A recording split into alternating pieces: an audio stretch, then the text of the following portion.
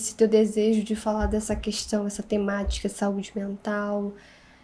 De onde que vem isso? Quando meu... é, tem uma história mais pessoal e tem outra mais, né, assim. O limítrofe, ele também nasce de uma observação da sociedade. E quando eu me deparo com os índices alarmantes da Organização Mundial da Saúde, ainda em 2012. Ali, quando eu vi aquilo, eu falei, cara, não é possível que tanta gente se mate no mundo desse jeito. O que está É acontecendo com a gente? forte. Então, o que está acontecendo com a gente foi a primeira pergunta que me veio à cabeça.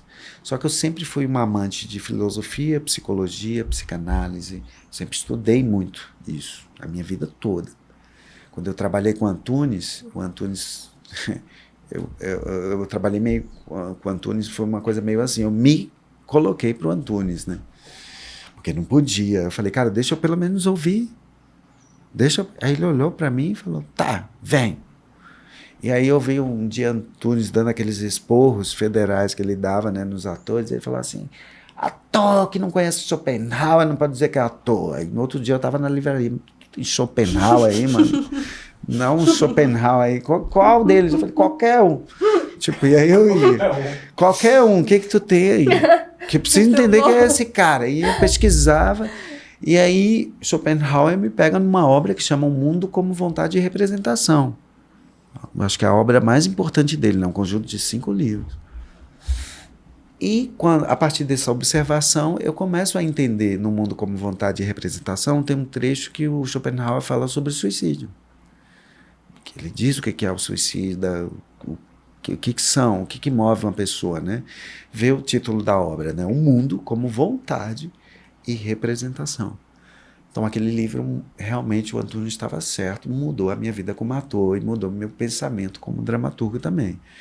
É considerado um filósofo pessimista? Mas para mim ele está muito mais para realista, rabugento do que qualquer outra coisa, porque ele é rabugento. Schopenhauer é rabugento. Isso aí ele é. Eu chego a rir da rabugentice dele, sabe? Você vê a briga dele com Hegel, é uma coisa hilária, assim, tipo, dois gênios se digladiando, né? Eu falo, gente, dois malucos aqui se batendo, né? Tipo, é uma coisa meio assim.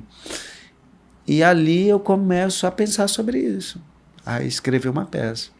Mas eu decido mesmo quando eu assisto Desperate Housewives, que é aquela série que no primeiro episódio tem uma cena de suicídio.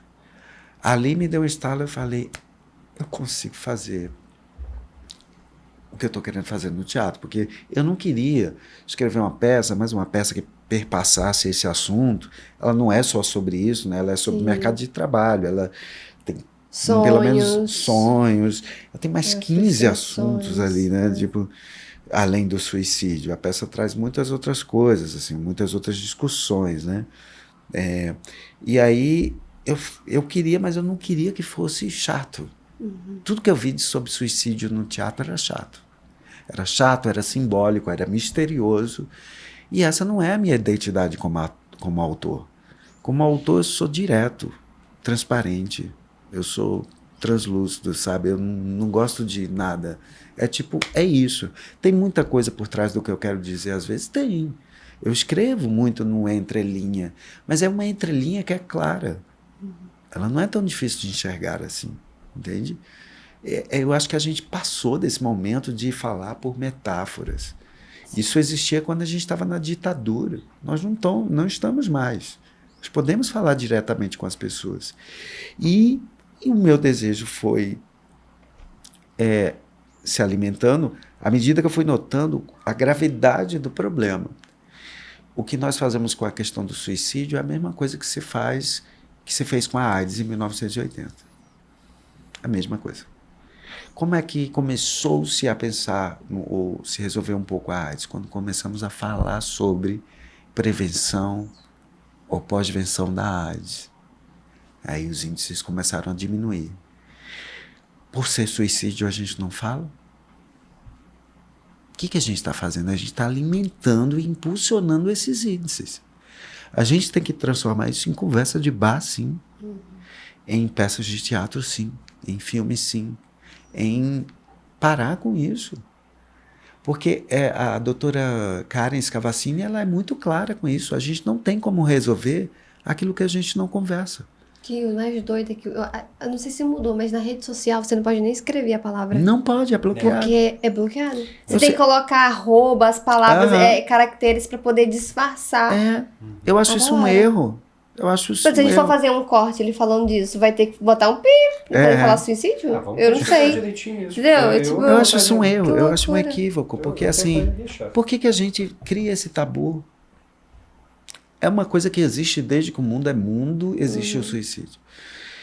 Por que a gente criou esse tabu? Essa é a minha grande questão. E todo mundo. Entende? E se não todo mundo, a maioria. Aqui nessa sala tem alguém que conhece alguém que se suicidou. Conhece, eu tenho certeza.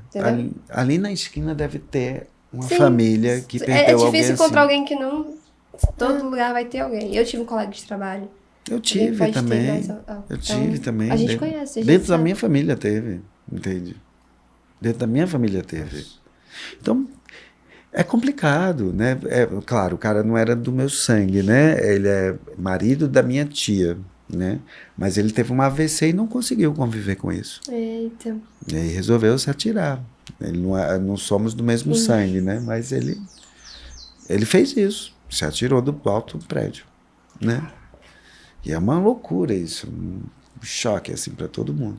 Mas eu comecei a descobrir que só conseguiríamos, pelo menos, conscientizar e iluminar as pessoas se a gente falasse sobre.